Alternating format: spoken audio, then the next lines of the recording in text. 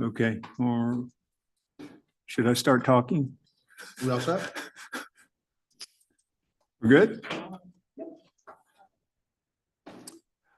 Good afternoon, everyone. My name is Douglas Welton. Welcome to the December 11th meeting of the Charlotte-Mecklenburg Planning Commission. This is our full commission meeting. Glad to have you here with us. We're meeting today in room 267 at the Government Center, and I'm waiting for the little thing that comes up to tell me all the stuff I'm supposed to say. The Planning Commission work session is being held here at the Charlotte-Mecklenburg Government Center at 600 East 4th Street in room 267. For viewing by the public and the media, today's meeting is being live streamed on the Planning, Design, and Development Department's YouTube page. Again, my name is Douglas Welton, and we will begin our meeting by doing introductions of commission members.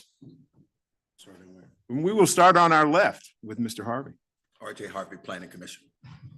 Melissa Gaston, Planning Commission. Andrew Blumenthal, Vice Chair, Planning Commission. Shauna Neely, Planning Commission. Rebecca Wilden, Planning Commission. Clayton Seeley, Planning Commission. Teresa McDonald, Planning Commission. Terry Lansdale, Planning Commission. Robin Stewart, Planning Commission. Thanks very much. We also have some staff members in the room, and we will begin that with Planning Director Allison Craig. Allison Craig, Planning Director. Candace Roy, Planning Staff. Yolanda Jones, Planning Staff. Al Knight, Planning Staff. All right. Commissioner Russell, can you do an introduction, please? Commissioner Russell. Thank you. We also have some other staff in the room. I will let them introduce themselves when they get a chance to speak. How about that? It's not that we don't love you, but also joining us online today is Commissioner Rick Winokur, who has either COVID or he's pregnant. So I think that we should. It's COVID. And as a COVID sommelier, hey, a red line is a red line, and sometimes they're very confusing. So anyway, we're glad to have Commissioner Winokur where he is, far away from us. And he will be able to participate in the discussion. If there are any votes that are taken today, he will not be participating in those votes because of online protocols and all that good stuff like that. Also, Commissioner Shaw is missing. Erin is not with us today. I think she had something with her child or something like that. And as always, when you are not here, you are the subject of humor. And we will take that by, do you guys know how to do a knock knock joke? You sure? Please engage in this as you would a 4-year-old. All right, so you know what to do when I say knock knock, right? Knock knock. Not Erin, because she's not at the meeting today. Thank you. And so Erin, anyway, just to make sure that we start the meeting with the right sense of frame of mind. We've done all of our introductions, and now everybody got a packet of information on Friday, and that included the minutes for the work session, for the November work session. I'd like to hear a motion for the disposition of the minutes for our November work session. Wilden, motion to approve minutes. Second, Seeley. I think I'm going to give that second to Commissioner Gaston. It's been properly moved by Commissioner Wilden and seconded by Commissioner Gaston. All those in favor of approving the minutes, please say aye. Aye. Those opposed? Our minutes are approved.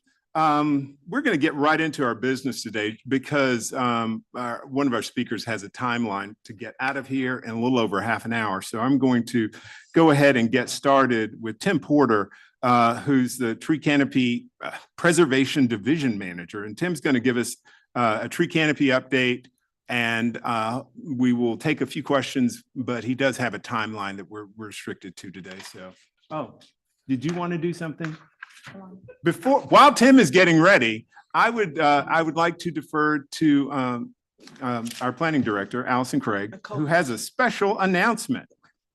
I am excited to tell you all today that we have now hired a deputy planning director, which I'm very excited about because it's been just about 2 years to the day that Ty called me on my way home from visiting my family in Charleston to tell me that he was going to the city of Greensboro. And I was like, wholly blank. And so it's been 2 years, but I'm excited to announce that Monica Holmes will be the Deputy Planning Director.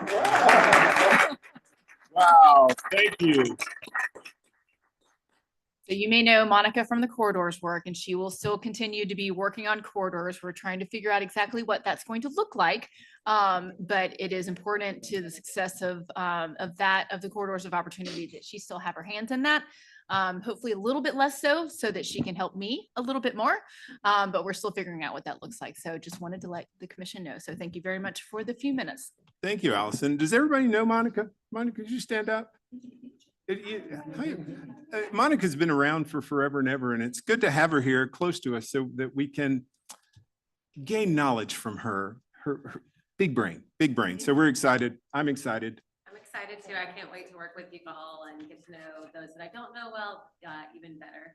Okay, great. We'll bring you back. Tim, are you ready to roll? I am, yeah. As they say in the fireworks industry, let's light this puppy. Well, thank you. Very excited to be here. Thank you for this opportunity, commission members. I too have a very small announcement. I'd like to introduce Tara Moore to you as well. Tara has recently joined us as the Tree Canopy Programs Manager. So she'll be managing policy and she'll be managing the Tree Canopy Preservation Program, of which we bring property acquisitions to Planning Committee through the mandatory referral process. So welcome, Tara. So this presentation is essentially what was presented to council a number of weeks ago. Jane Myers couldn't be here today, but Jane Myers, the executive director of Tree Charlotte, co-presented. This project was a joint project between the city and Tree Charlotte. Tree Charlotte served as funding and project lead.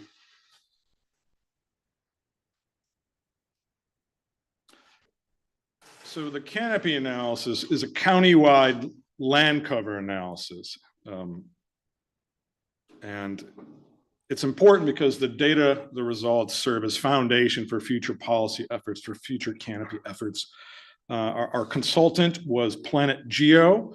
They're one of the most well-known, successful national urban forestry nonprofits. They have worked with the city multiple times in the past on other initiatives, including a previous canopy analysis. They currently provide a software mapping tool called Tree Plotter, in which the city maintains a tree inventory and a tree-by-tree program for public engagement. People can add their trees to Tree Plotter. As part of this initiative, we are adding a canopy tool, which is a public engagement tool to display the results of this project. So neighborhoods, neighborhood leaders, residents can kind of look at their property, at their neighborhood, and determine exactly what's happening with the canopy wherever they want to look. It looked at a change analysis, so not just a snapshot of 2022 data, but canopy change trends from 2018 to 2022. Did not only focus on ecosystem benefits, potential planting area, or PPA, you'll hear me say that acronym multiple times today. Also looked at urban heat and overall canopy distribution by many demographics, land use, et cetera. The methodology used AI, or modern machine learning techniques, studying aerial imagery. It ensures a very accurate and uniform comparison and apples to apples going forward.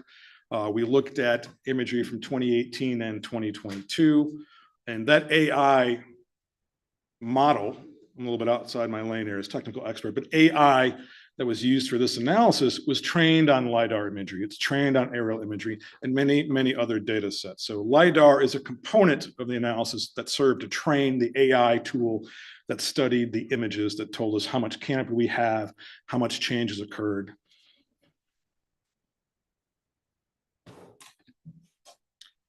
So high-level results. Charlotte, of course, still has a very robust canopy that provides a lot of benefits to the community. However, it's still in decline. There's still threats to the canopy. The total loss was about 1,000 acres, just under that.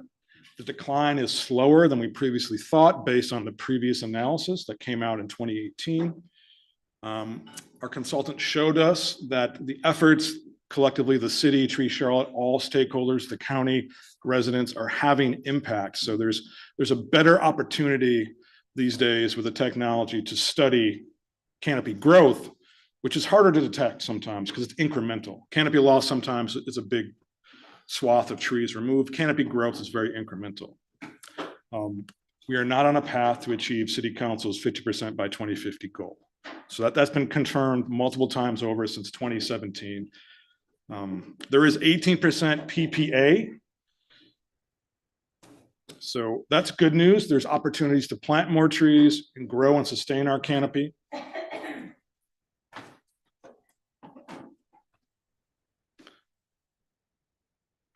Residential areas, to no surprise, still have the greatest land area, the greatest canopy cover.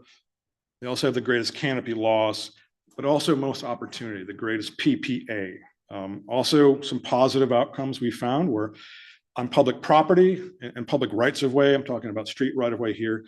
There was increase in canopy. City-owned properties have about 46% canopy. They had canopy increases as well. We also learned that canopy is not equally distributed or equitably distributed throughout the city. There are certain areas that have lower canopy. Sometimes they experience lower canopy loss, so it's really important that we continue to study these data to ensure we have the best picture and understanding. So I wanted to talk a moment about comparison to the previous analysis. There's been a lot of reporting on this recently, and I wanted to touch on it briefly. The current analysis studied 2022 data. That's why it's called the 22 analysis.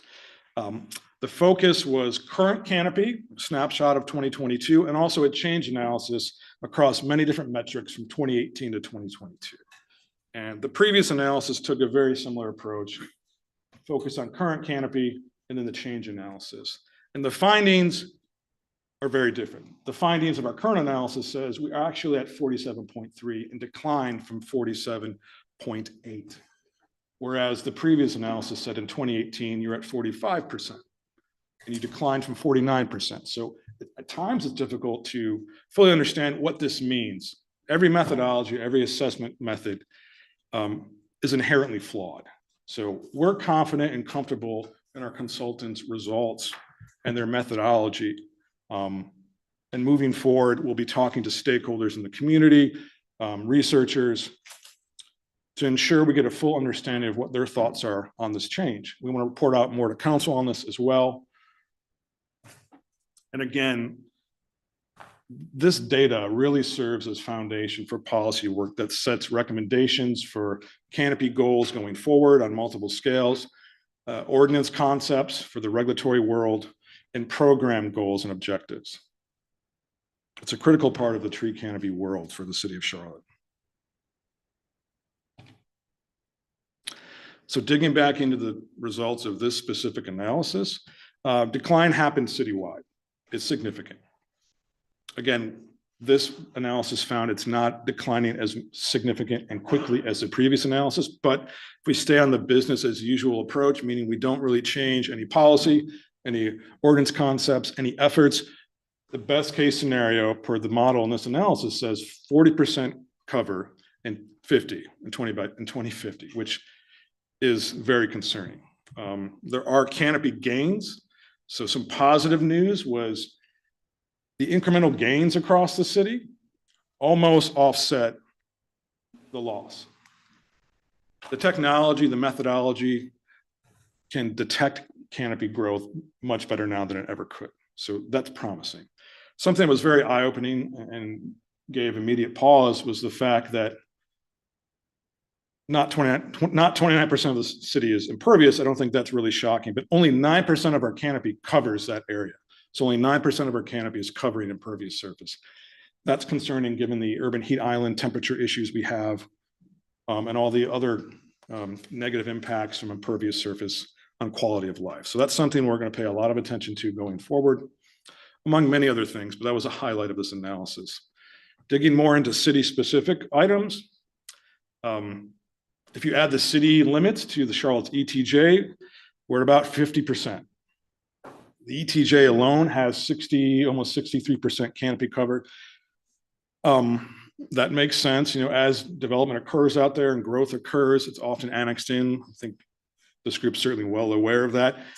That's an area of concern because decline in the ETJ is something that is happening significantly. City-owned properties, there's opportunity there to continue a positive trend. We also saw canopy growth in the right-of-way. So there's a lot of PPA in all these areas, which is exciting because there's opportunity. So we all love to compare ourselves and to our peer cities here. So here's a quick early look. As of, I will say about November 3rd, I say that because Atlanta is releasing their findings of a current analysis project anytime now. So Atlanta, Austin, DC, all a little bit behind us. Well, DC significantly behind us in canopy cover. Interesting to contrast their canopy cover with their policy goals for canopy cover. Austin just adopted a 50% canopy goal, as did Atlanta. So that's very interesting because Austin is in part of the country that never had significant canopy cover to begin with before it was colonized. But they're very aspirational in their focus there. So it's very interesting how to blend aspirational and reasonable, achievable. Something that was part of our initial 50 by 50 canopy goal was there was a call to action. There was an aspirational part of that, but it also really tried to target achievable results. So I think that's something as we talk more over the next couple, well, I'll say year and a half, as we look at our policy goals, what blend of aspirational and realistic do we want to have? I think it's also important to note that American Forest is the primary national urban forestry nonprofit consultant, and they've done some previous analyses for the city. They no longer recommend a citywide canopy goal as your primary call to action, as your primary objective. It still can be important, as we see major cities still have them, including us, and they're newly adopting them. But as your one metric, or as a very important metric, it doesn't bring a lot of value on a scalable, intentional level. If you, like I said earlier, we almost have 50% now, if you add the ETJ in. We know there's some areas in Charlotte that have some significant equity issues for tree canopy, temperature issues. We're not being as intentional or scalable with our goals as we could. So I just wanted to mention that as we move forward, that broad citywide canopy cover goal, maybe our thinking needs to change a little bit about it. I'm not saying abandon it, but maybe it's important to have more intentional, scalable goals on different and regional goals as well. Here's a quick infographic, the warm and fuzzy type of what our canopy is doing for us. So this is really good information. I like that they included, very hard to measure this quantitatively, but the mental health, wellness component of tree canopy. Tara tells me that this number actually is probably closer to 300. That's good news. Our trees do a lot for us, right? But we're at a point now where we know trees are good. We can get a little bit more specific and intentional with our policy to implement benefits in a very surgical, targeted way. As we dig in kind of to a land use focus, it's not surprising to see that canopy loss occurred in almost every place type. Now, I will say that this bar chart is something that can be misleading because the consultant rounded to whole numbers. So if you look at some of those numbers, it doesn't show the decline.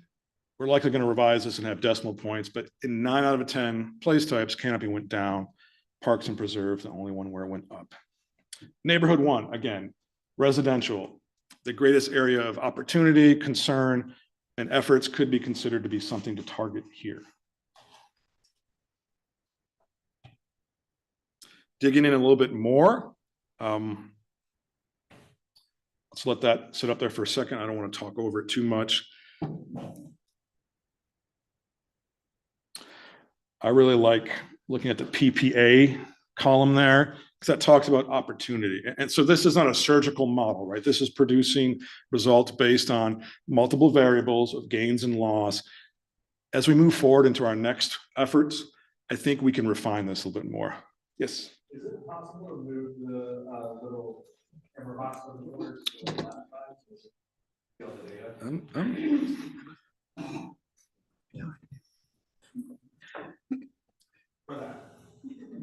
Yes, it is. Thank you. Thank you, Yolanda. So again, I think this could be more informational if we had a decimal point there. So I can provide that as we send out the presentation in the future.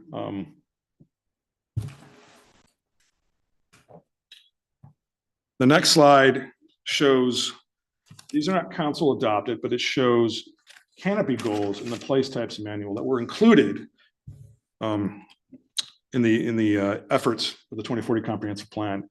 And it shows where we are now, circa 2022. So it's my understanding the imagery was from June of 2022. So as of June of 2022, that's what our canopy cover was in those place types. So a lot of gain in parks and preserve, but we're not where we have targeted to be. Now, these numbers can be refined as we move forward in our future policy efforts, but some of them may, maybe we can consider improving them, increasing them.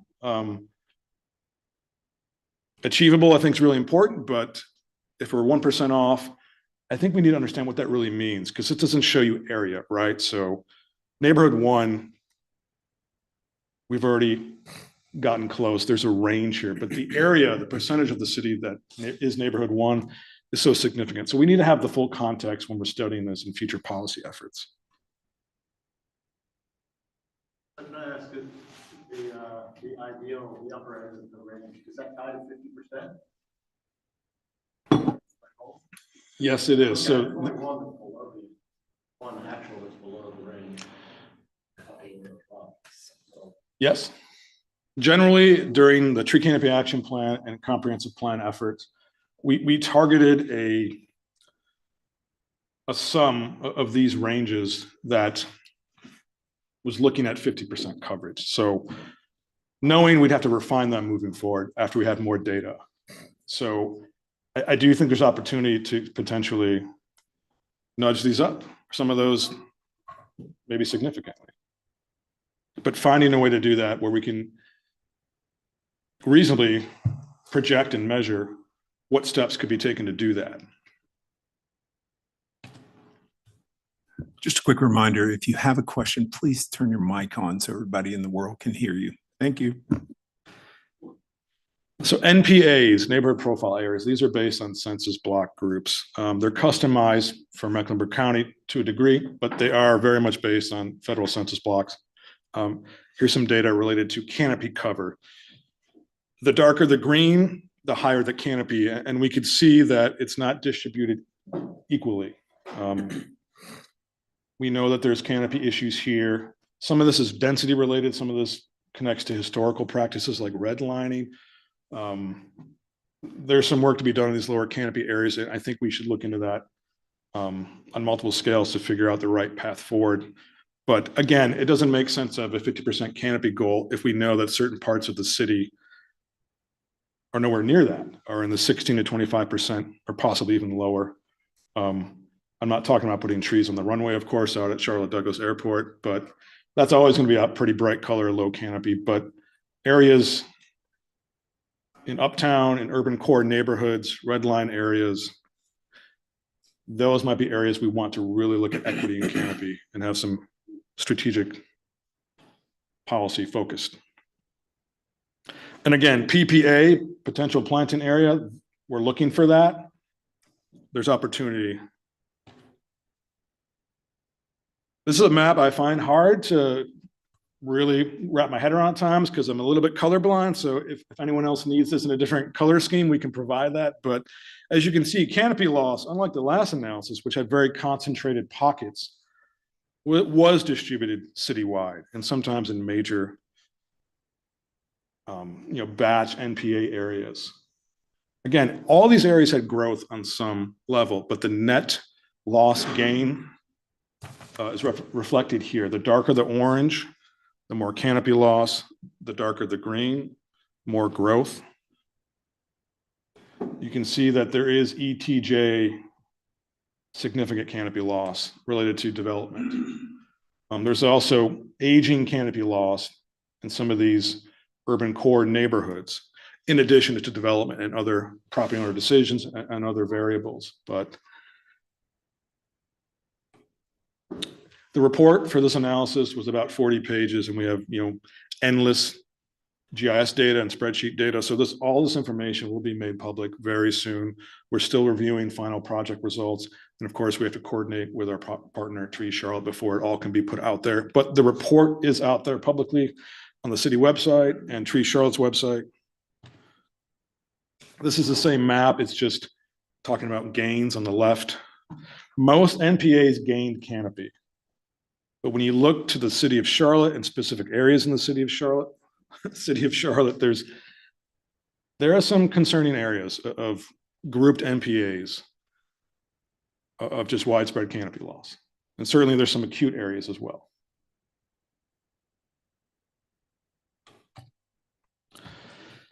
We're still digging into this. These are some high-level important themes we've communicated to date.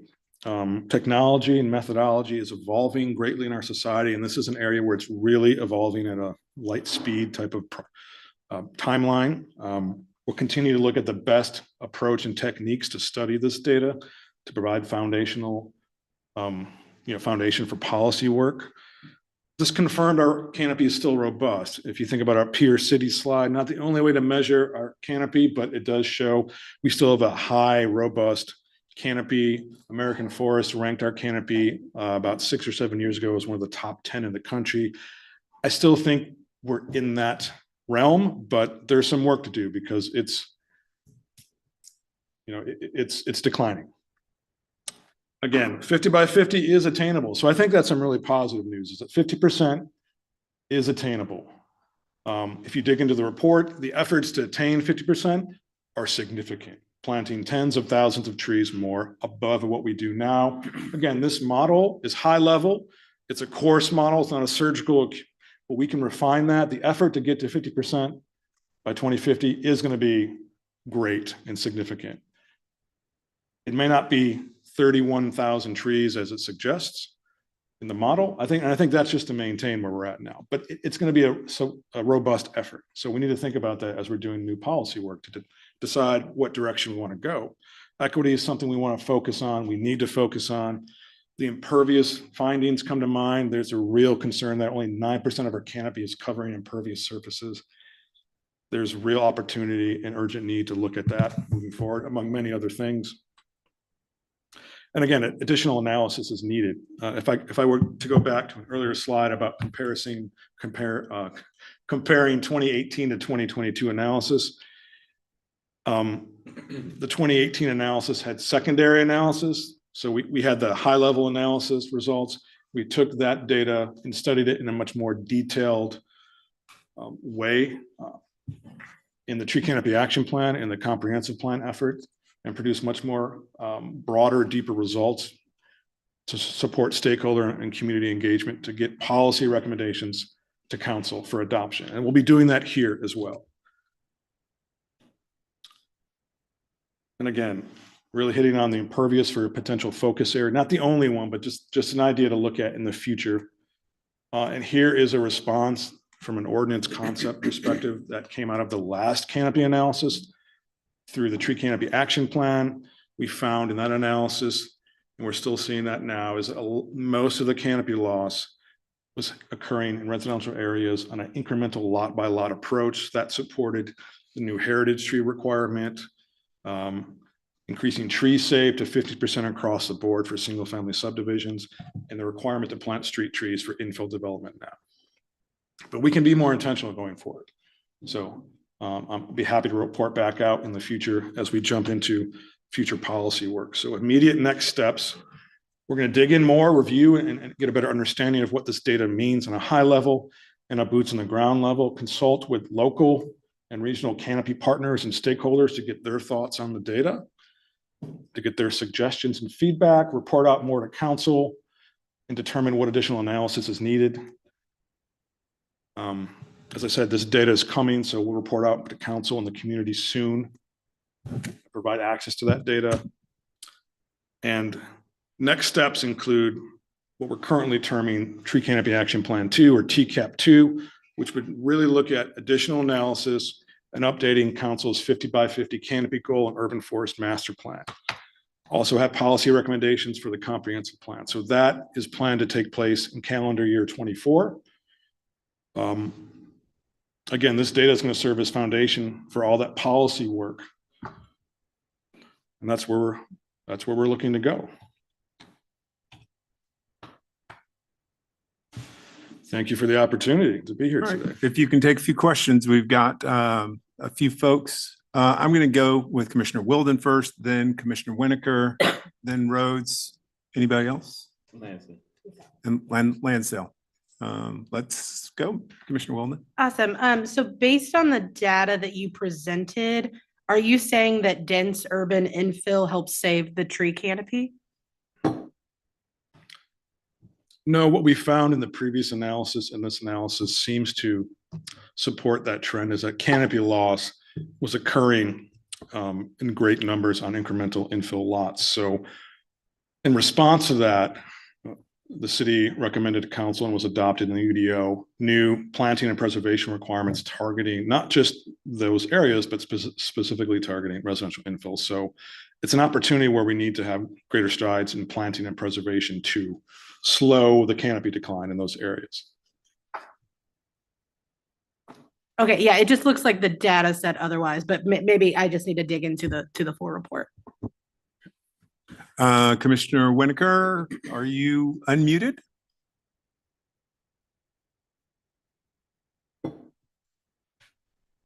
Your voice sounds like silence. In the meantime, we're gonna roll to Commissioner Rhodes, if you would.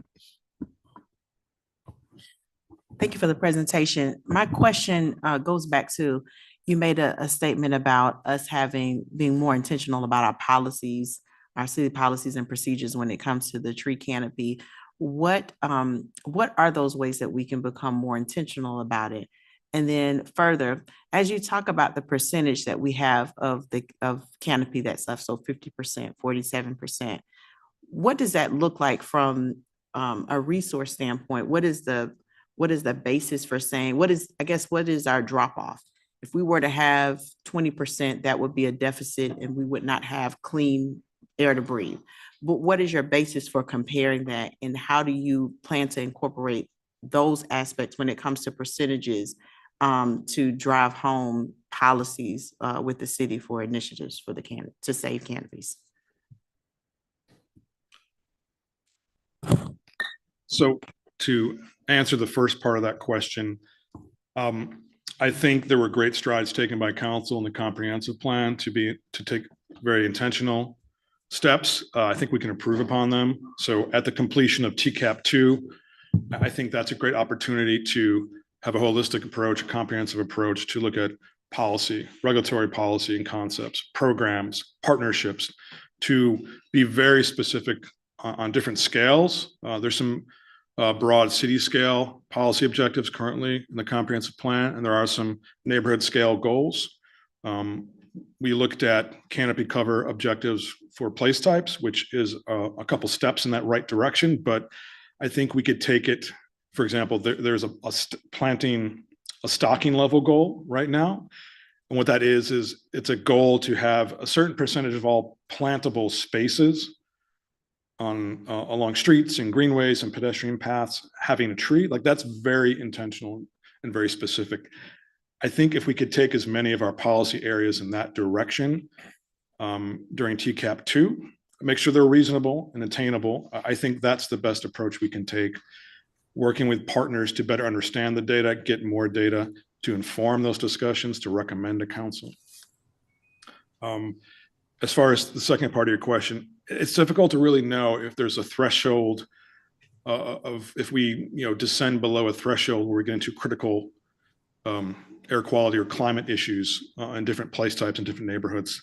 That would be a good area to research more and study more. I don't really have a great answer for that, but that's something I think is worth considering. Commissioner Lansdale. Hopefully I'll be quick here. On your important theme slide and your next step slide, just for my own edification, are there any state laws impacting our ability to regulate the tree canopy in the context of zoning and planning at the city and county level? It's a question of any state laws that are impacting or limiting. So the city of Charlotte has a local act that provides authority to have a tree ordinance and tree canopy regulations. So I won't stray too far in my lane. I know I get some sideways look from certain people in the room, but there are, we're not like Texas or Austin, where it's a home rule, we have the authority to really control our destiny with that type of ordinance requirements. But there is a local act that does provide specific authority. Our planning powers allow these tree canopy regulations in the UDO, which are technically zoning regulations, to apply in the ETJ. To contrast that with the heritage tree regulation, which was intended to apply to the entire city at all times. That regulation lives in two places. It lives in the UDO and the city's standalone tree ordinance, and it protects trees at all times, regardless of development status. So state law limited that being extended to the ETJ. So in the ETJ, heritage trees only are protected if development triggers it, whereas in the city limits, heritage trees are protected at all times, similar to like a historic district, which at all times, those regulations are in place. So some state law does impact our ability to regulate tree canopy. Thanks very much for the clarification on our Dillon rule state. It says that outlines our ability to do more than the state at the local level. But hopefully staff will consider supplementing that conversation to city and county representatives as they develop their advocacy plan for 2024, 2025. Thanks. Thanks, Terry. Did we ever get Rick? Rick, are you there? I don't know. Am I here? Okay. Go for it.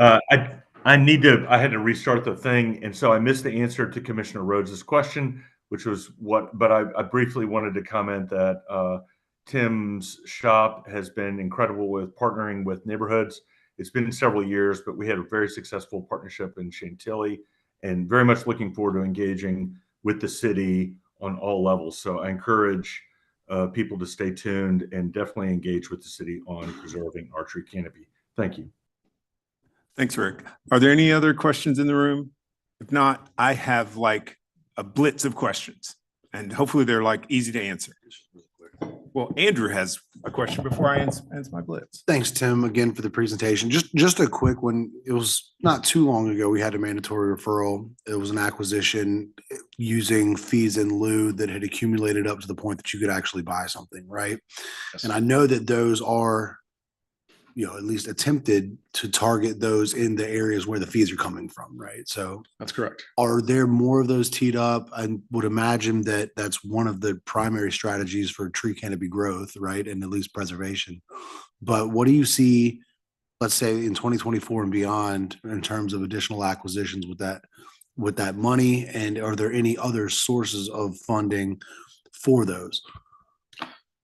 Great question, very timely. So this evening, there's an agenda item on council's agenda to acquire approximately 10 acres in South Charlotte along Providence Road near the Arboretum area on Lakeside Drive. It's 10 acres of high quality existing forest. It's unusual to find this level of quality in Mecklenburg County.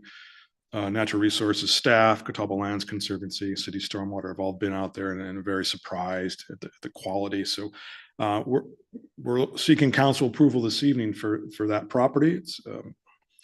It's in a location generally where a lot of fees have been paid by development projects in South Charlotte.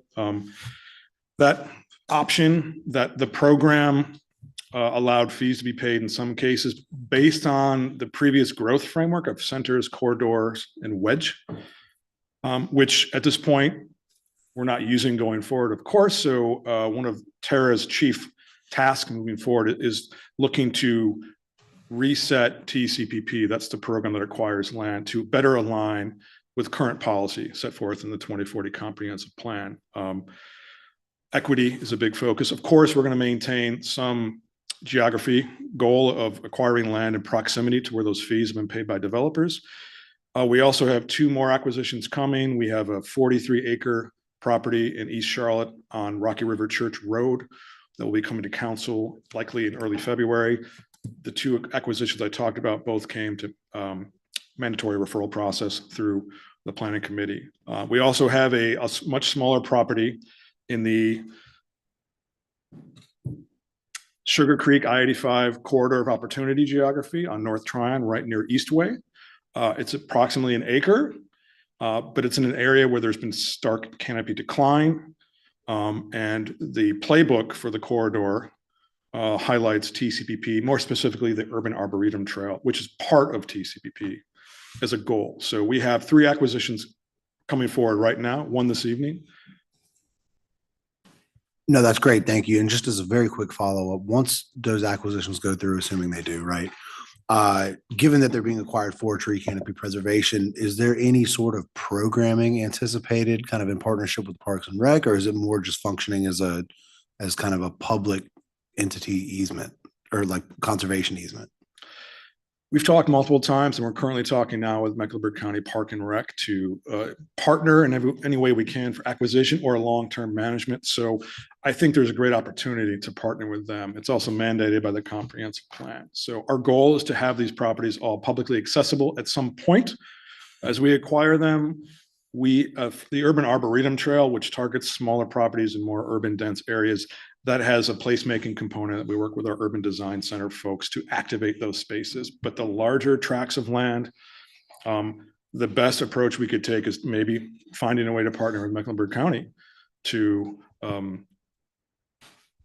provide passive use recreation if possible, so people can go out and physically be in the canopy that's providing benefits to them. So there are discussions taking place to find a way to achieve that.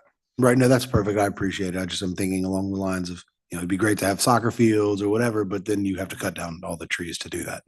So Right. it's kind of counterintuitive, right? So I appreciate the clarification. And again, thanks, Tim. Absolutely. Thank you for that. Tim, I've got a blitz of one-word answer possibly. Okay. Average age of trees, did it change between 2018 and 2022? Average age of canopy? It's difficult to assess that from a top-down approach because it's studying the canopy of the trees. So we don't have a great answer for that. So my question about lifespan is probably going to be muted too. And are the trees staying around longer or are they not? I think this analysis confirms there's an aging canopy issue in certain neighborhoods we already are aware of. We've saw more loss occurring in there, which we speculate is very much likely related to aging canopy to some degree. But I will say it's difficult to answer age questions from this analysis, but the secondary analysis that I spoke, that's coming in TCAP 2, we want to look at combining the top-down GIS analysis with the boots on the ground assessment. So we want to study heritage trees more to know about, to basically answer the questions you have right now. Yeah, okay. Because my next one was mixture of species, which would be, we've got X% canopy, but if it's a monoculture, that might, I think the phrase is suck real bad. Yeah, that's very accurate. Yeah. So there is the potential for top-down analyses to study canopy, and the different types of light that's reflected from trees can tell you the species, can't tell you the age, can tell you if it's stressed. That wasn't included in this analysis. I'm not sure the technology's there yet. It may be, but it wasn't included. But the boots in the ground analysis, which could include plot sampling across the city. The U.S. Forest Service has a model that does 200 to 500 plots across urban areas. Plots are a piece of land. Someone goes out and counts the trees, measures the trees, species, size, age, its health, et cetera. We want to explore combining that analysis type with the top-down land cover type. Okay. And I'll just kind of wrap up. I always say that, once a metric becomes a target, it becomes a lousy metric. And so I'm not necessarily in favor of the 50 by 2050. I wonder why no one came up with 49 by 2049 or something good like that. Will this analysis continue next year? Will those folks that did the consultant work come back, get new models of images to train their machine learning thingies on? So their machine learning is ongoing all the time. So yes, they'll use this analysis and other analyses conducted by other entities of other cities across the country to continue to get their AI to learn and be more accurate. They recently explained to me that that this AI can look at a shadow in an imagery and sometimes tell if there's a tree in there or not. Aerial image, think of Uptown, the shadows of the building. Sometimes it's hard to see if there's trees there along the street, but the AI can do that in some cases. So they'll continue to train that. Moving forward, the This consultant's providing a Canopy tool. It's the online mapping component we're going to add into our existing software. Our goal is to look at having an annual update, not a deep, broad dive like we did now, Yeah. but an annual update that's a snapshot of where are we now with citywide canopy cover. Not to dive into details on temperatures and species and things like that, but the goal is to get to that point as soon as we can. Thank you, Tim. Appreciate it. Hopefully we've got no more questions because I know that you had, in theory, a 12:45. I did. I think Allison's jumping up to. Okay, we so- will let you go. We appreciate you coming and look forward to having you back. I know that the planning committee probably sees you more than we see you here.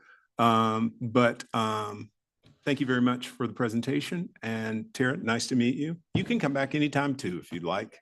You know, it's a party here. We do the best we can. All right. for the Everybody opportunity. give Tim a round of applause. Thank you. Cool beans. Next item on our agenda is we've got Planning Commission roles and responsibilities, and Ms. Hagler Gray is here to talk to us about this a little bit. Normally, this would have been a part of the retreat, and we'll just say that Douglas had a brain fart and forgot to put it in. But usually, when new commissioners come on, it's like, hey, here's the rules, and all that. Don't go out and stick your foot in your mouth. Things like that. Unless it's a tasty foot, it could be chocolate covered. I don't know. It could. All right. You guys have not been hanging out with babies. I saw the baby put the little cracker in between the toes, took the toe, put it in the mouth. And that's how, anyway. Yeah, well, see, this is the part where I'm just vamping. Tari, are you almost ready? Yeah. You gonna save us? It's lovely to have Tari here today. She has worked with us on numerous occasions to help get the right thing done legally. And today she's going to talk to us about roles and responsibilities and about stuff. Thanks, Tari. It's all yours. Okay. Thank you for having me. I think the last time I did this was in 2020. So some things have changed since then. And I know some of you, I haven't met some of you, so I'm going to start really basic. I hope you don't mind, just, kind of how the Planning Commission was established and some basic things, because I think that this always good, foundationally to get us started. And like I said, a lot has changed since 2020 with, the UDO has been adopted, 160D is effective. So this has been tweaked a bit. I wanted to just start with basic allocation of planning functions. And so, as you guys know, the City Council is our governing board, and this City Council makes all the legislative decisions.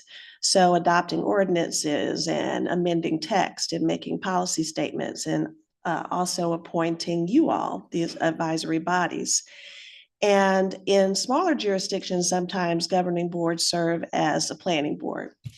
So that's just and actually approved plats and special use permits. That would not work here in Charlotte. So luckily we have you all as our planning board. And obviously you're a joint planning board as allowed by state statute. And your role is primarily advisory. So you're recommending policies and advising the governing board. It's also allowable for the planning board to act in a quasi-judicial capacity. It used to be in our legacy subdivision ordinance, the zoning committee would hear appeals, subdivision appeals, and have to act in a quasi-judicial capacity. We had, I don't know if there's anybody here who was involved in that, but about 5 years ago, we had like a subdivision appeal that lasted 3 or 4 days. Yeah, so you should be lucky. You should feel lucky that you don't have to serve in that quasi-judicial capacity, because the UDO now gives that, I'll say that opportunity to this exclusively to the UDO Board of Adjustment. And of course, the Board of Adjustment acts in a quasi judicial capacity and hears all our zoning. And actually now hears not just zoning, but all land development ordinances, appeals and variances.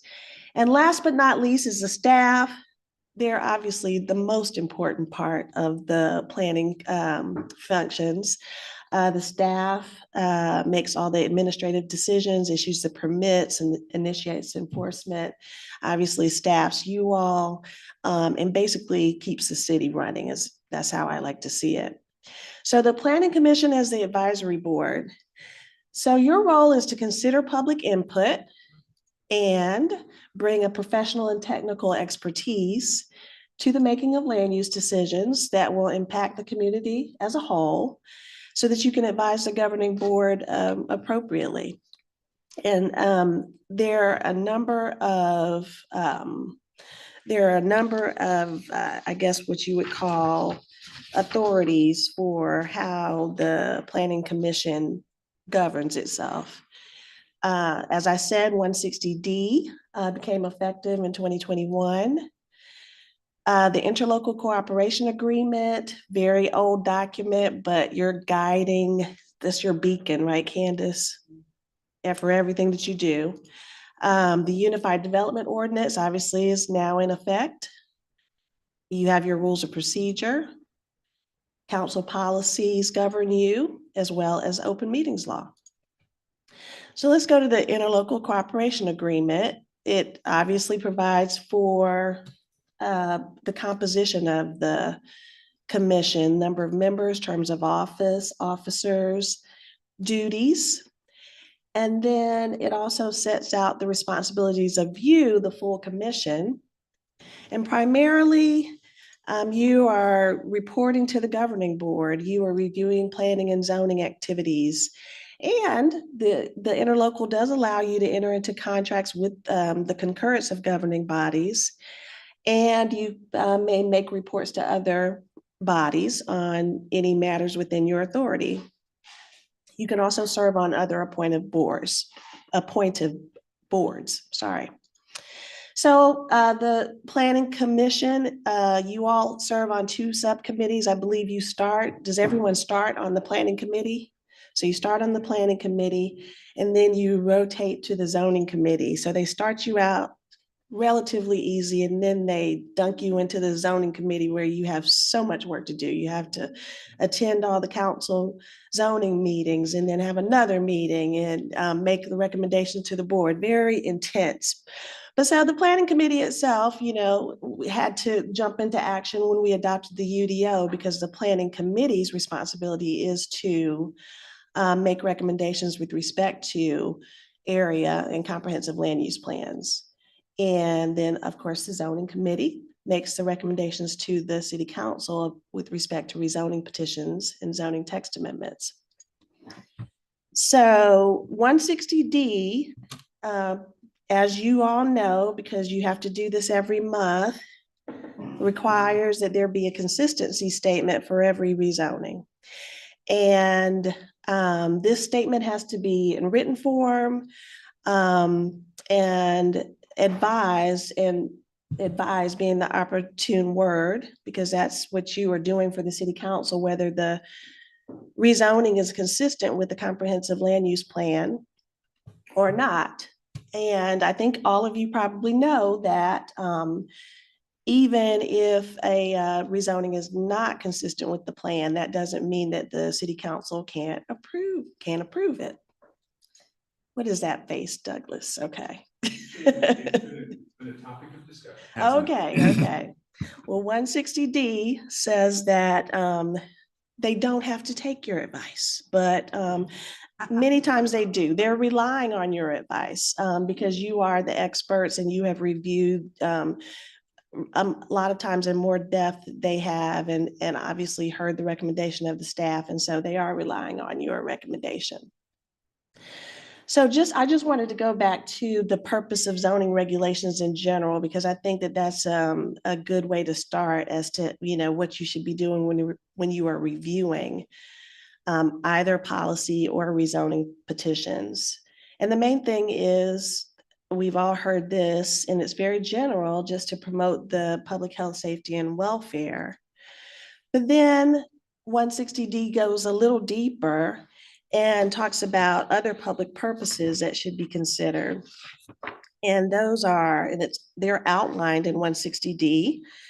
And these are things I don't know if you've heard before, but to provide adequate light and air, to prevent the overcrowding of land, to avoid undue concentration of population, to lessen congestion in the streets, to secure safety from fire, panic, and dangers, and to facilitate the efficient and adequate provision of transportation, water, sewage, schools, parks, other public requirements. That is the role of the zoning ordinance in particular. And then 160D goes a little further and says that all zoning regulations should be made with consideration to the character of the district and its peculiar suitability for particular uses, with a view to conserving the value of buildings and encouraging the most appropriate use of land. And so the takeaway is that the factors should all be very much land use related impacts of a development or text amendment. And this is just something that you probably all know, but I think it's just important to be reminded about, is that ownership is not something that can be considered in rezoning petitions. And this is a landmark case here in North Carolina that's still good law, Graham Court Associates versus Town of Chapel Hill. And it stands for the proposition that the ownership doesn't matter with respect to the use of the land. And so it really doesn't matter if it's tenant occupied, owner occupied. Those are questions that we shouldn't be asking. Whether it's Chick-fil-A or Wendy's, doesn't matter. The use is the same, and that's what we should be focused on. Okay, so the rules of procedure, I won't go into a lot of detail, but these are the things that your rules of procedure, these are the things that are provided in that policy document, But I want to focus on conflict of interest in particular. And David Owens, you may have heard of him from the School of Government, but he has been doing this a long time, and we really rely on a lot of information from the School of Government. But I like his definition of a conflict of interest, because he says it's the board member's duty to act in the public interest. It's a situation where that clashes with the member's inclination to advance his or her own personal interest. So that was like 1990, but just a very succinct definition of conflict of interest. And then what we have is statutorily, the legislature has given us guidance on what exactly that means. And so per this state legislation, 160D, advisory boards should not participate in any matters where the outcome is likely to have a direct, substantial, and readily identifiable financial impact on the member. And then 160D 109 goes a little further than 160A did and gives guidance about appointed board members not voting on any zoning amendment if the landowner of the property subject to the rezoning petition or the applicant for the text amendment is a person within which you have a close familial, business, or other associational relationship. So that's statutorily conflict of interest, yes. I had a question. How is close familial relationship defined? Is that like blood related, chosen family? How is that defined? It is not defined. So it's up to interpretation. So I have to like them, is what I'm hearing. I'm sorry? I have to like the person, is what I'm hearing. I didn't hear what you said. Do I actually have to like the family Do you have member? to like them? I think if they're related to you, whether you like them or not. Okay, just checking. That satisfies the requirement, yes. Tree, because I'm doing zoning committee this year, and we've had a couple of occasions where Will has been doing business with. Clayton has also done business with, but you had done business, but was no longer doing business with one of them, I remember. Should we have kicked him out of the room, or, that sort of thing? And trying to explain what the situation was. Well, so the first instance, I worked with Camp North End, and they were rezoning one of their properties. The second instance was the property on Orchard Street. I helped the person design the package to sell that property, but they were no longer the applicant because they had sold the property already. So in that case, should I have recused myself, even though it was a different party engaging? Well, I think at that point you had already made your money, right? I don't even think I got paid.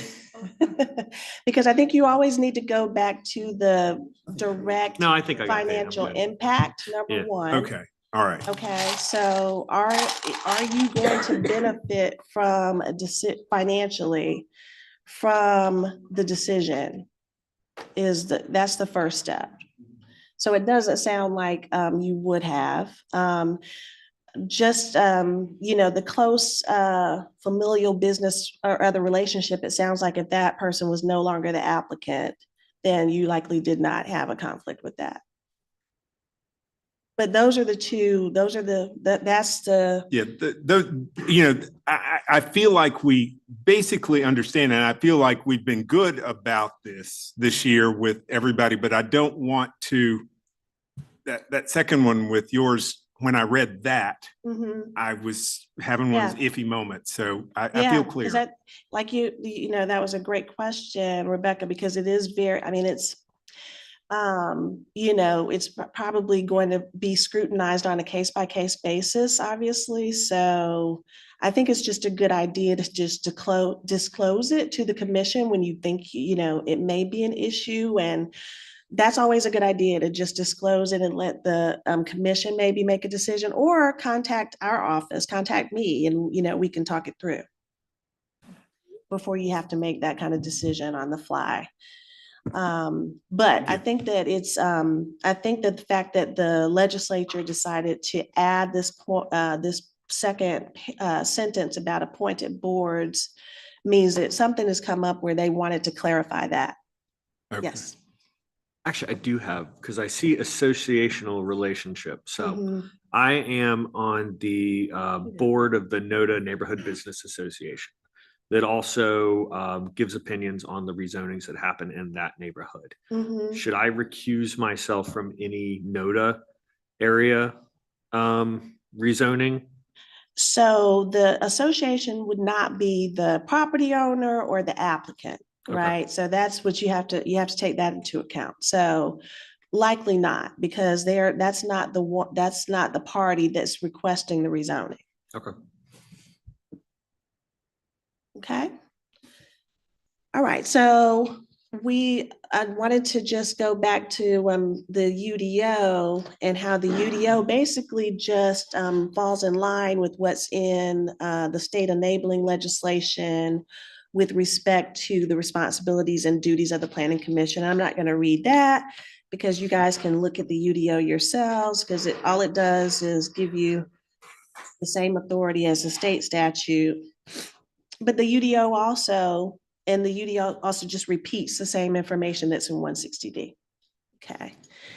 And obviously your rules of procedure go a little bit deeper, because your rules of procedure say that you should not influence a decision, participate in any action, or cast a vote on a matter where it would result in a private benefit. So benefit, is a little bit more nebulous, benefit to themselves, their relatives, or their business interests. So that's why I do advise that, as you as commissioners, when you have a concern, that you declare the conflict and you ask for a determination so you guys can talk it through.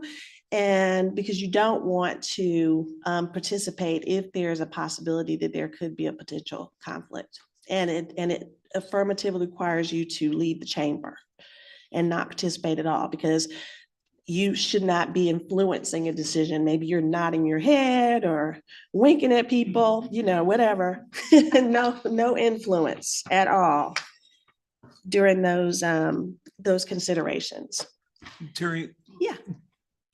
Is that tight enough for us to say benefit, a private benefit, or should we tighten that language up? I mean, just from a lawyer point of view. Yeah, I mean, I think the way I would probably interpret it is that the state statute and the UDO references a financial impact. And so if anybody were to challenge it, I would say that, well, you're really guided by that. And so that's what private benefit means there, probably that direct identifiable financial impact.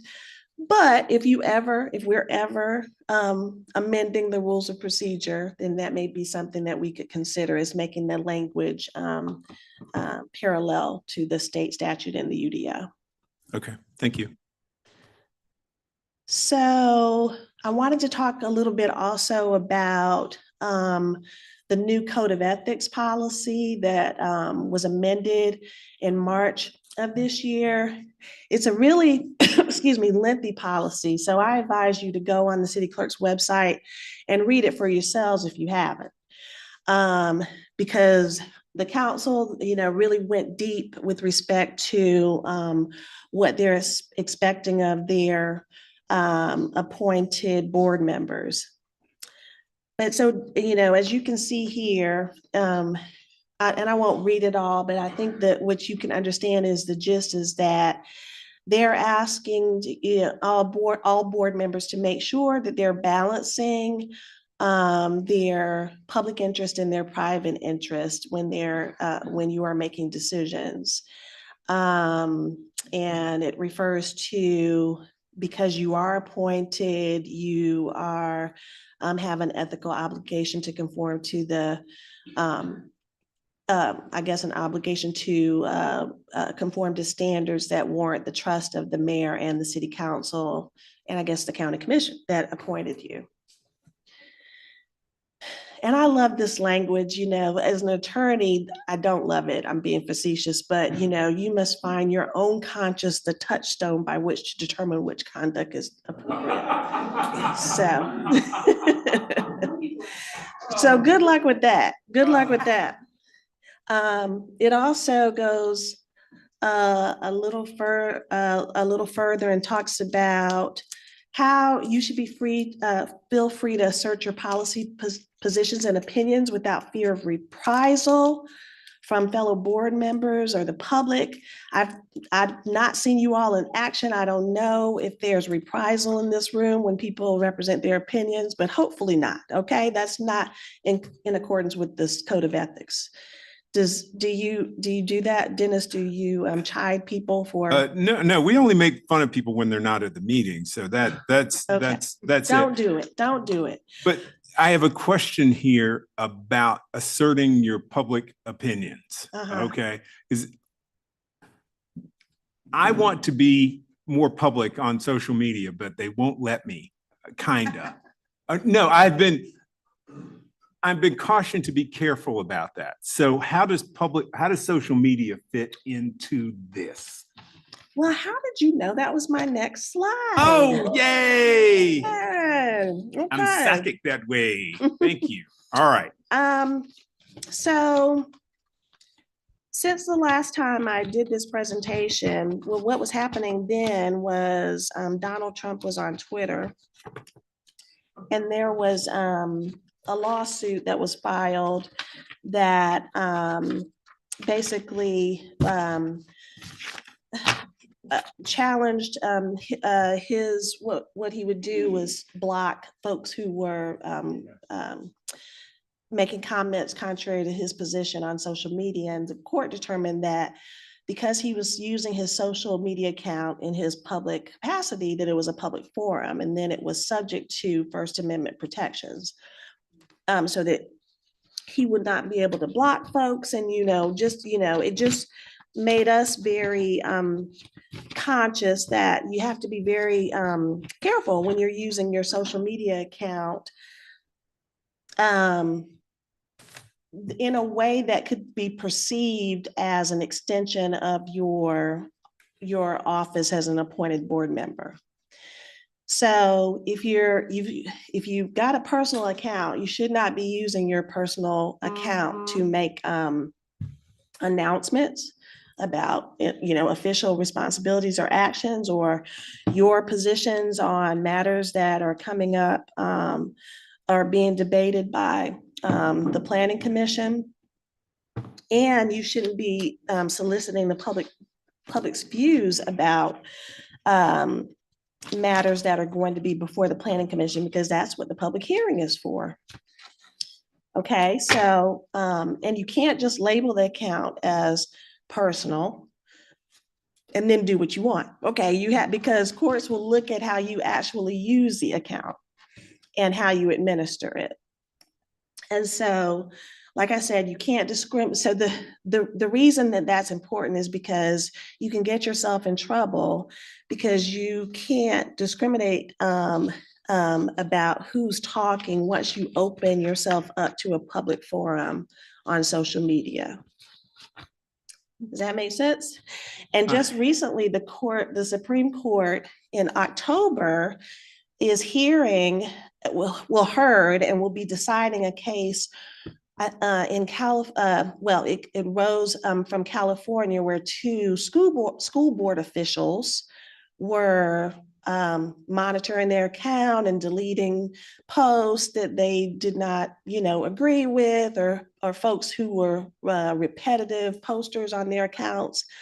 And so the Supreme Court heard that case in October.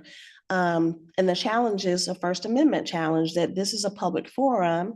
And once you open Pandora's box, then you're subject to whatever comes with it.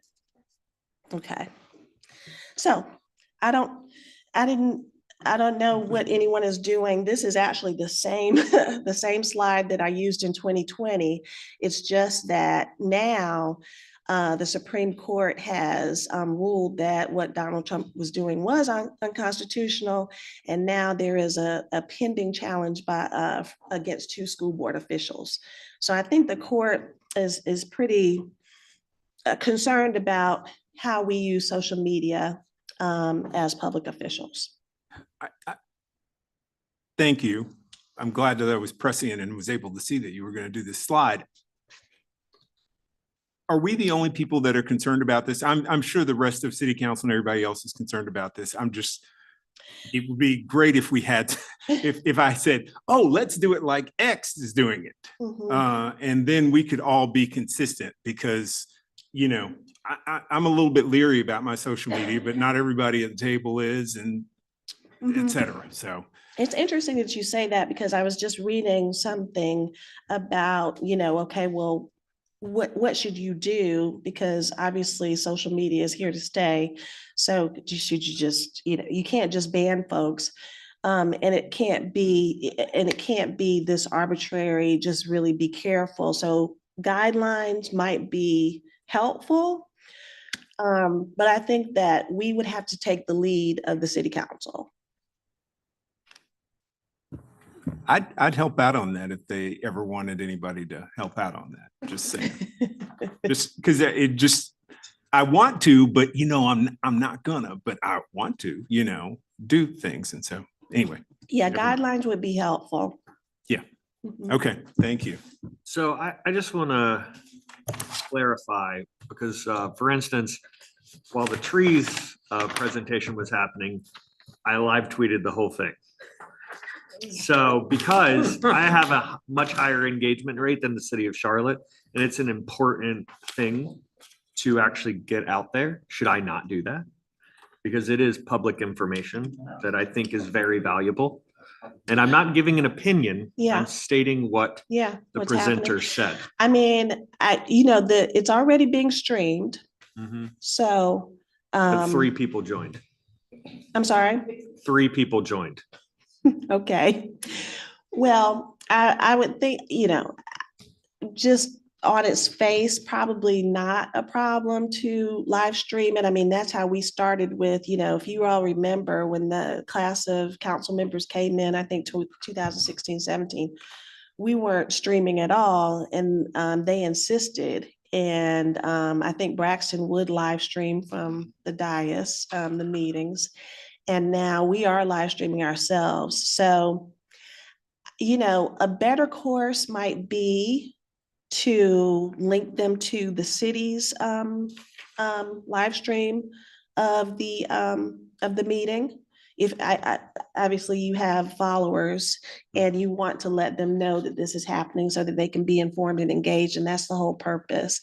So I understand why you're doing it. It just might be, you know, that what they're doing is definitely a government forum, and it's available and ready for them, and just let them know it's out there. Okay. Okay.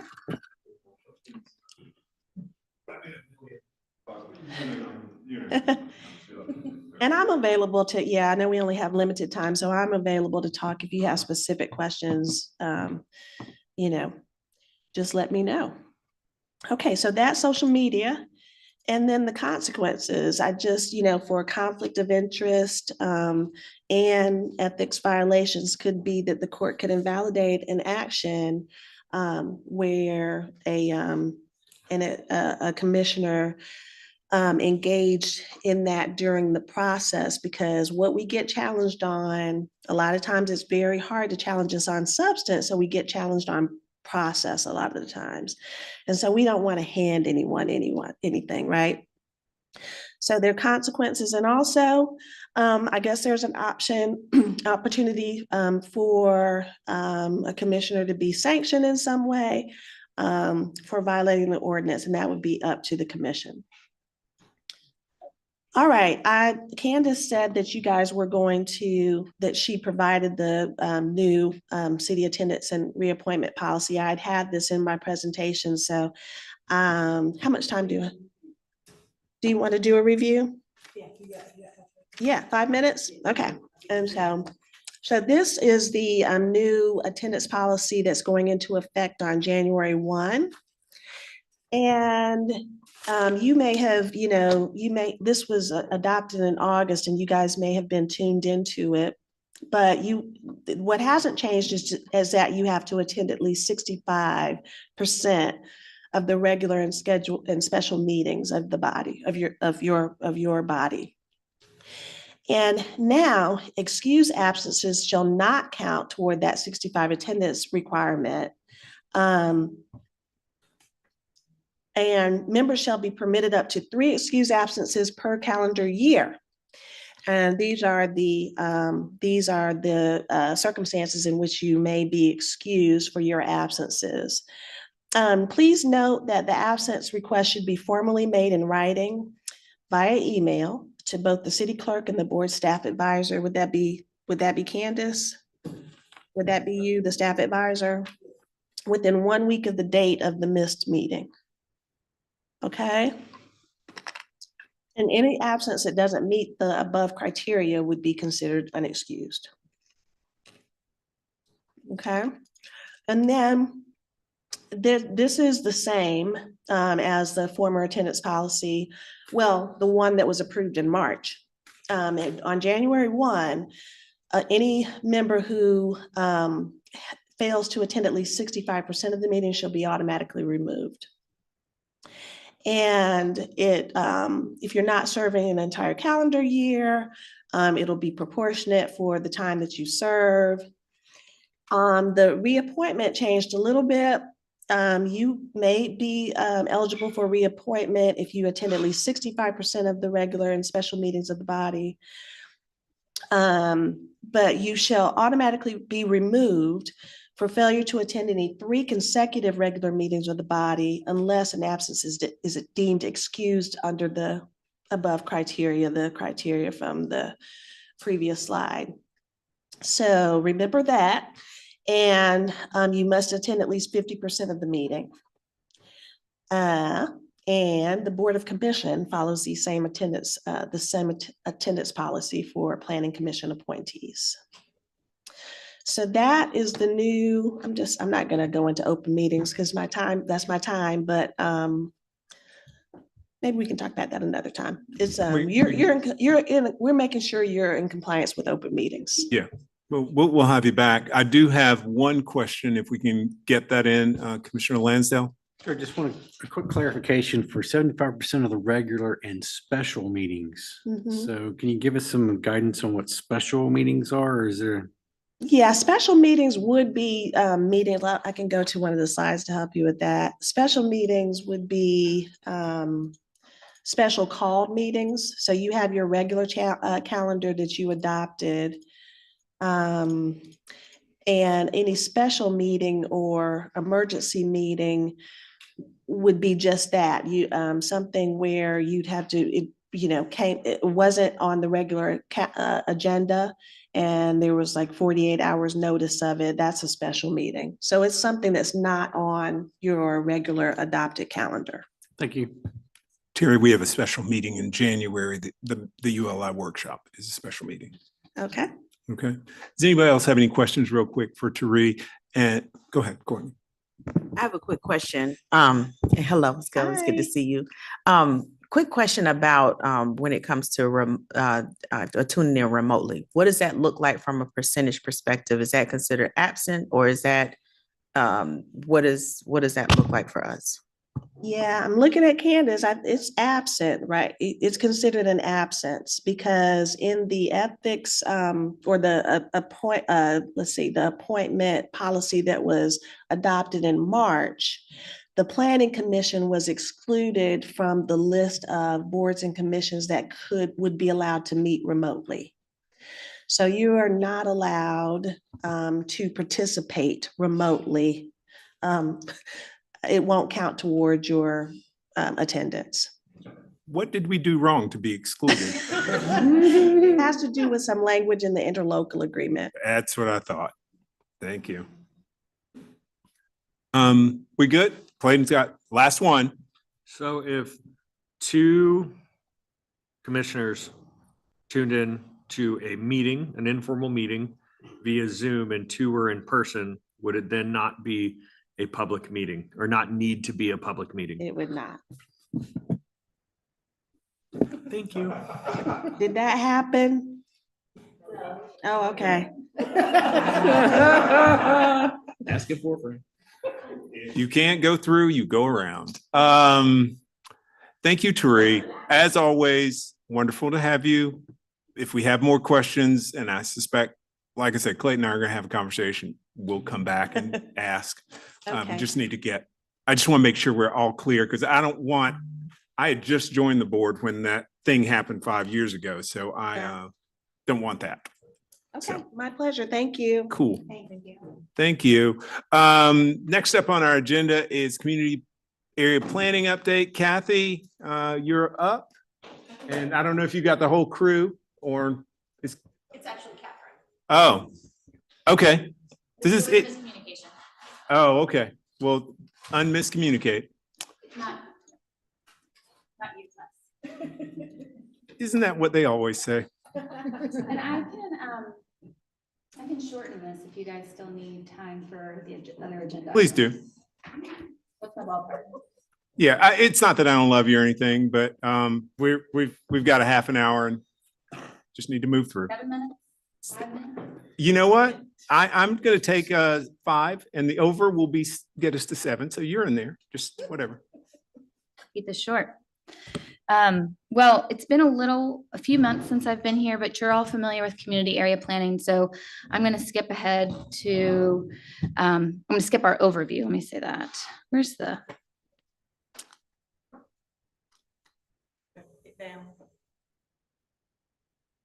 Okay. So I'll just focus on our engagement update and project update today.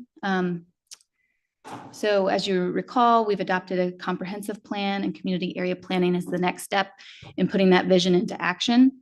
We're doing this effort citywide over the next few years, and it's a multi-step effort. The ultimate outcome will be draft plans that should inform future decision-making.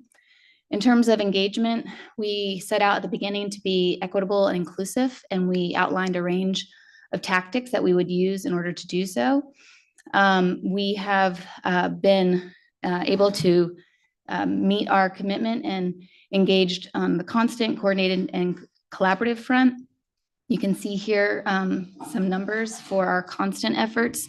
This has really been the most impactful range of tools that we've used this past year. And we set metrics for success at the beginning. And the majority of our constant techniques are exceeding the targets that we had set out there. So I think people are just a lot more comfortable engaging with our content online, and our staff has done a better job at producing stuff in an accessible way for online. In terms of coordinated, many of you have been at our workshops. You know what the flavor is, what we're trying to do. We finish our last workshop this week, the South Inner Geography. And while the attendance has been, lower than had hoped at each individual workshop, you can see the cumulative reach here is still, a good reach, a good effort over the course of the year. And then we, of course, have met with you and other partners to share information and receive input along the way. So in terms of where we are with this effort, I'll skip this. The first step was about understanding what each community's greatest needs were in terms of future growth. And that work was summarized in our community reports that are available online.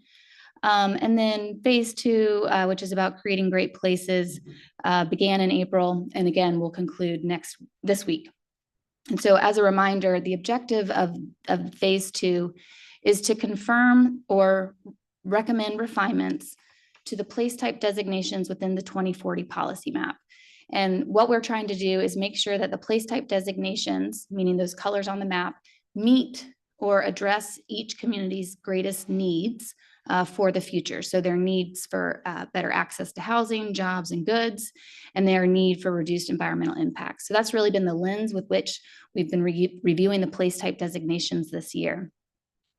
And this would probably sound familiar to a lot of you since you've been in attendance at the workshops, but the conversations we're having really kind of fall into 3 buckets titled Balancing Priorities, Confirming the Vision, and Enhancing Our Centers. So this is something that I think is of interest to you all, but I will breeze through it. We can come back with more detail to the committee on the 19th. In terms of balancing priorities, the conversations are focused around what can we do from a mapping perspective when 1 or 2 of the comprehensive plan goals are in conflict with one another. And a key example of this is when neighborhoods are adjacent to manufacturing sites. And it's a condition that exists throughout the community. And the neighborhoods are important for access to housing. The manufacturing is important for access to jobs, but it's an unsafe condition to have those 2 uses together. And so we have been exploring with the community what we can do from a mapping perspective to improve this condition. The next category, confirming the vision, the map that's adopted today was really developed with an aim at increasing access and mitigating impacts. And so we wanted to take some time this year to explain how some of the place types on the map already really improve that access and mitigate those impacts. And so, for example, we've spent time explaining and exploring with the community how innovation mixed use in many locations was previously manufacturing and logistics. And we, based on certain criteria, recommended that some of those locations be elevated to IMU. And as a result, we've increased access to different daily goods and services, housing choices, and reduced environmental impacts by increasing the tree canopy and reducing impervious square surface. So that's an example of confirming the vision. And then in terms of enhancing our activity centers, the dialogue has been around what's needed in or around a particular center to make sure that it really meets the community's vision. And so all 3 activity centers from neighborhood to regional are really important for meeting a multitude of our plan goals as shown here.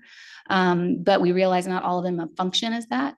And so the conversation has been based around what can we do from a mapping perspective? And then it's evolved into what can we, what's needed from a projects and programs perspective to also realize that vision.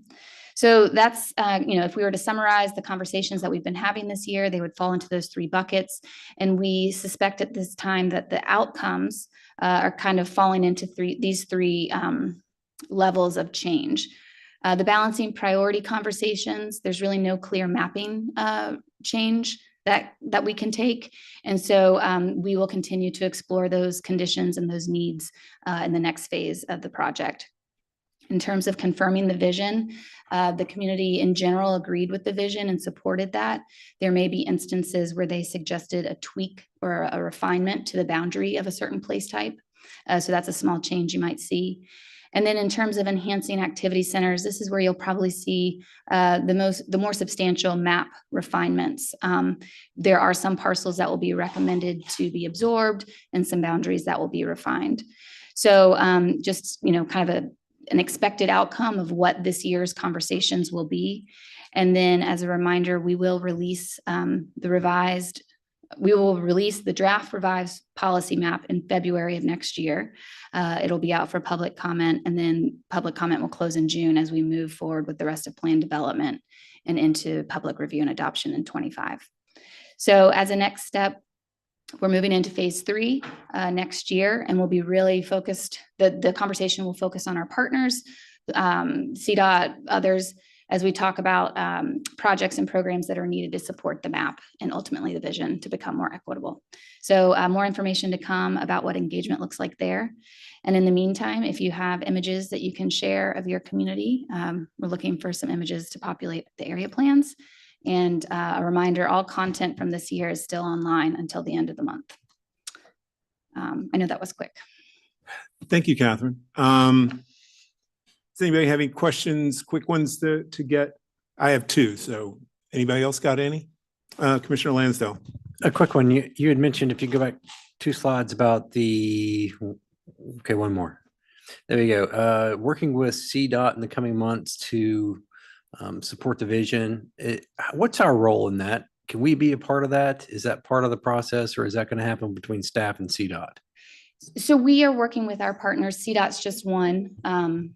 Basically the whole range of city departments and some county departments. We are talking with them about what are their planned and funded projects that we want to make the community aware of, and then what level of engagement do they need from the community to identify needs. So I would say I'm almost more letting them lead that conversation, and then we can bring that to you all about how they see the conversation needs to occur. Thanks. Mm-hmm. Does anybody else have a question? 2 things come out of my mouth.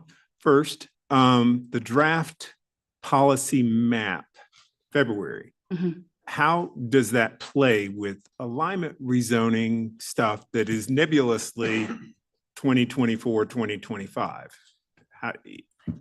I'm happy to let somebody else respond to that if they'd like. Allison, Dave's not here to talk about that, but Dave and Alicia have been working hand in hand. Okay. He'll need that map in order to be, talking about what we'd ultimately be aligning to. So Okay. they're working very closely together. Okay, all right. It just Good topic for another presentation for you. sounds like February to me. Yes. And the only other thing I'll say is the 392 was your total engagement for in Just person, workshops. just for workshops. I'll Well, just say, and that's after, we still have this week's to add. yeah, I will just say I wish that number was higher. I'm sorry? And I'm sure you guys probably do too. But thank you. I guess you will be at planning committee. If not me, Kathy. Yeah, one of you will be there, but all of this first set of 42 will be done by the time you're at planning Yeah. committee, right? I don't expect those numbers to change tremendously or anything. Maybe this week somebody's going to have a light bulb of a moment, but whatever. Okay. We suspect we've seen most of what we will see. Okay. I told the people in area 1 to really give you guys a hard time. So I'm hopeful that that's Thanks. exactly what we need at this point. Yeah. I love you all. Promise. All right, everybody. We're down to the last couple of items on the agenda, and this is that time where we talk about what the commissioners have been doing, going out and engaging in the public. So I'm going to begin with Commissioner Russell. Did you go out and engage with the public this month?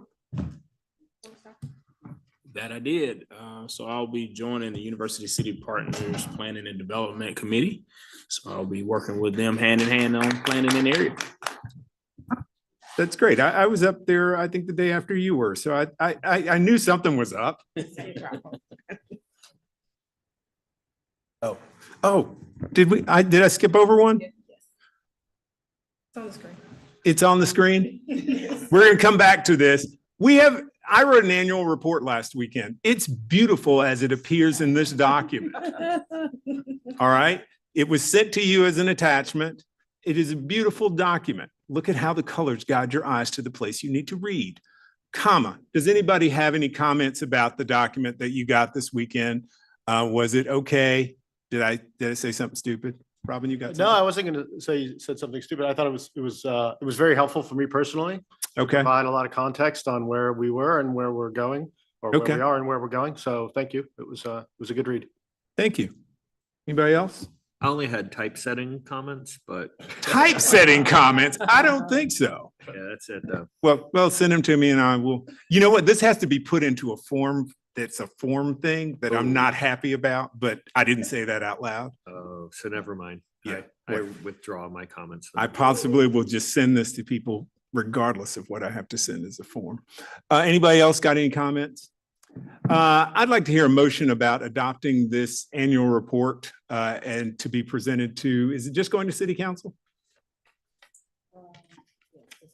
Okay, do I hear a motion that we adopt this annual report to be sent to city council? Wilden, motion to adopt this report for city council. Sealy second. I think Sealy won that on the second bid there. So been moved by Wilden and in a race to the finish line, Sealy wins on the second. All those in favor, please say aye.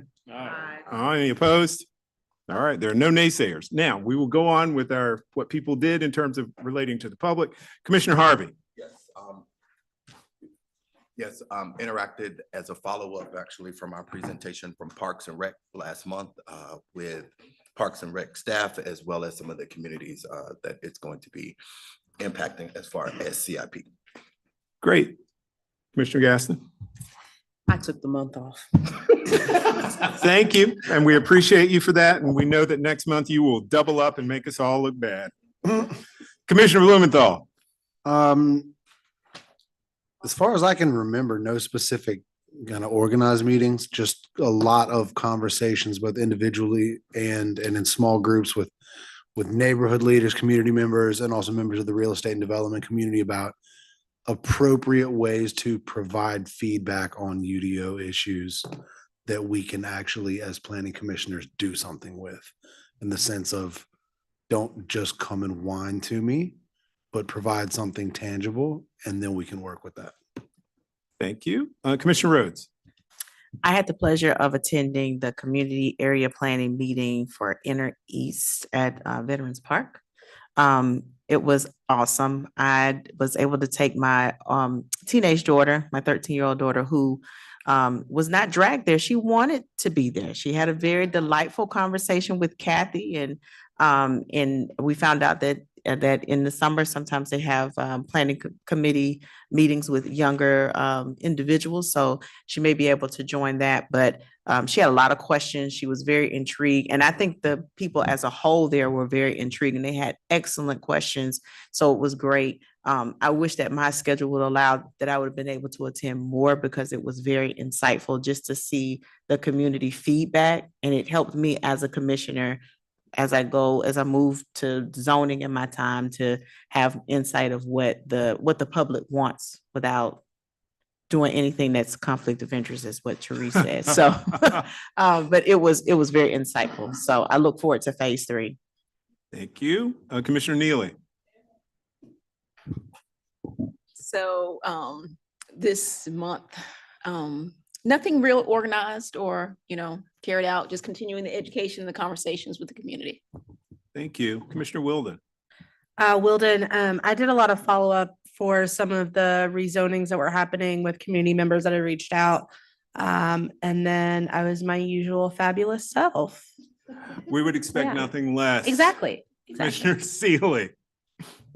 I would echo pretty much everything that Commissioner Blumenthal said. Had a lot of great conversations with industry people and also provided quite a bit of context for some upcoming rezonings that we have and what people should look to do, especially around showing bicycles, showing connectivity, showing how their sidewalks interact with their projects, so that we get a clear picture of what rezonings look like from an impact standpoint.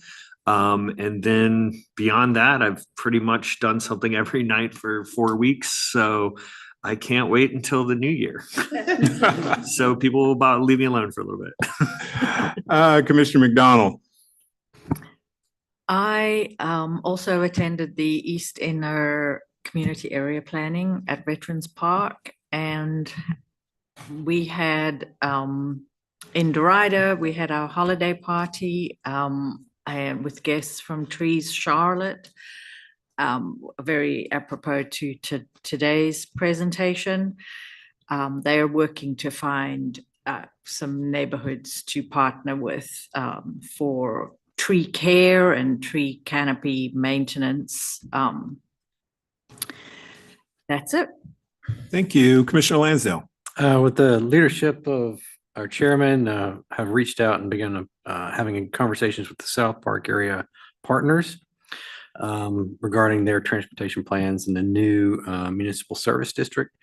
And we're also evaluating capacity right now. The December TCC meeting was canceled at the CRTPO, but they are seeking elections for the TCC committee, the Technical Coordinating Committee, in which, since we are an appointed member of the CRTPO, we are now eligible for appointment to that subcommittee.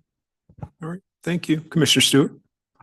Yeah, I attended my first area planning meeting a couple of Saturdays ago, also East Inner.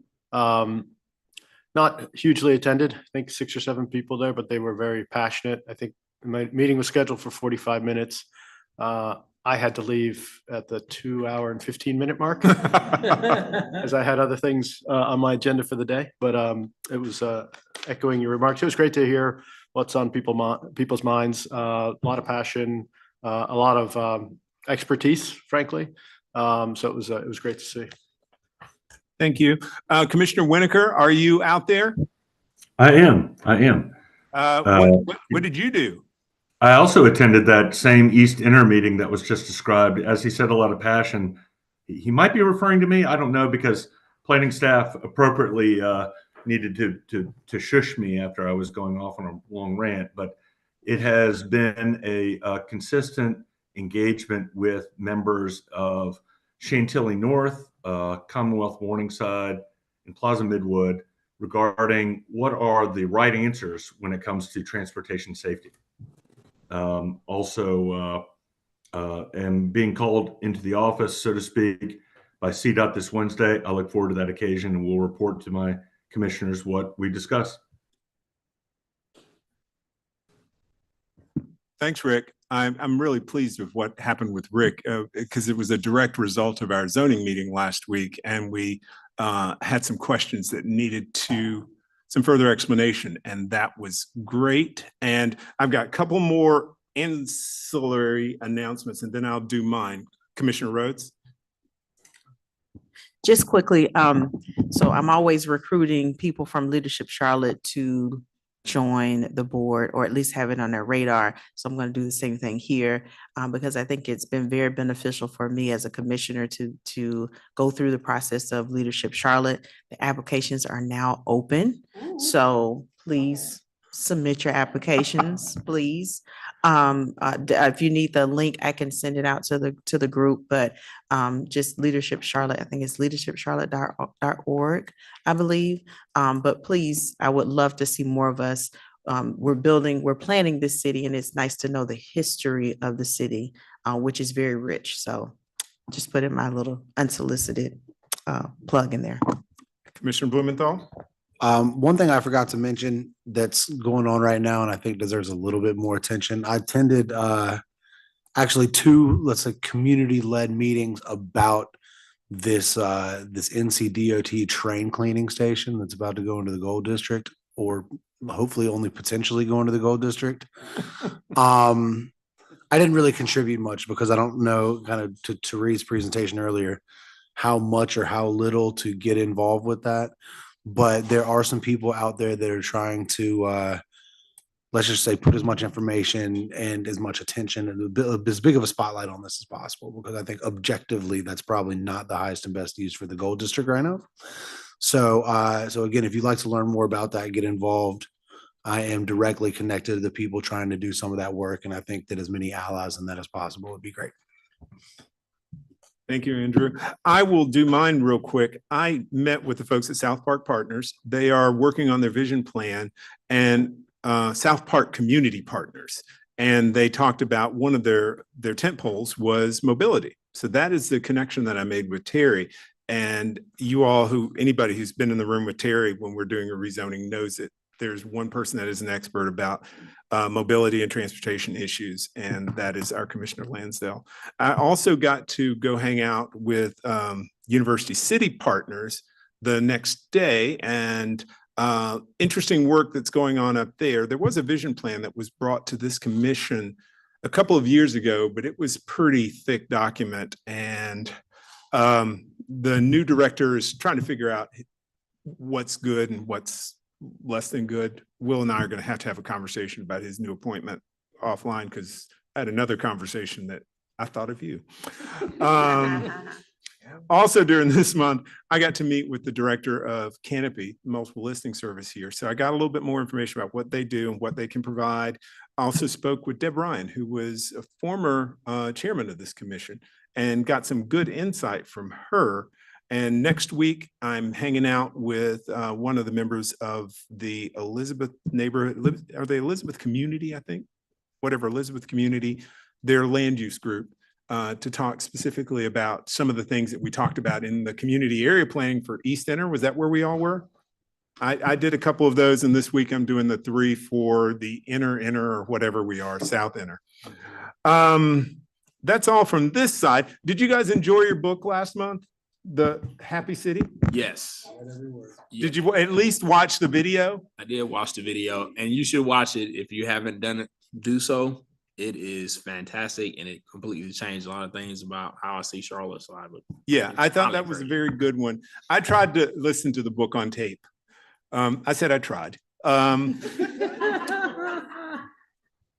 got through like an hour of it. It's 12 hours long. And it was like, anyway, so this month I've got 2 things. I got a couple of things here. I'm going to give you some homework for this month. And that homework is, and I guess I did a bad cut and paste. It's Bruce Katz is the author.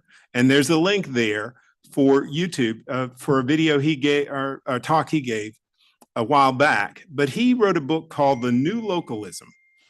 And the thing that I really like about this book, and I will say this, and I probably said it to other people before, Charlotte's problem with the Silver Line isn't that we can't get $13 billion from some other agency. The problem is that we are trying to get $13 billion for another agency because we don't generate that revenue here in town. And this is what Bruce talks about in The New Localism. He says that city states existed long before nation states. We sit around waiting for money to flow like manna from the federal government to the state to us. What happens when the cities start to generate their own income and make alliances between themselves? Is there an Atlanta-Charlotte alliance or an Atlanta-Raleigh alliance that could be much more beneficial to everybody than what are we getting from the North Carolina General Assembly? So, I don't know if I'm being radical about this, but The New Localism, and I don't think Bruce is particularly that radical. He's with the Brookings. So I'm not going to call that left or right. I'm going to say that they have some chafing from straddling the fence a little bit. But anyway, that's your assignment for next month. Now, we have one final thing that we need to do. And as all of you know, Candace is expecting a new one. And the proper spelling of the first name is Douglas. I've gone over this with her on many occasions. So tomorrow, my new namesake will be entering the world. And this is great. I give Candace a hug because and I know all of you wish her tremendous amount of positive energy tomorrow. And, you know, perhaps the ability to take a 15-minute nap, because it's just one of those things you need to be able to do. But we will not see Candace again until April, I guess. February? Oh, hell yeah. Come on back. What are you talking about? So, you know, this is the part where the music would play and Yolanda would come into the room. Thank you, Candace, for all the things you have done for us.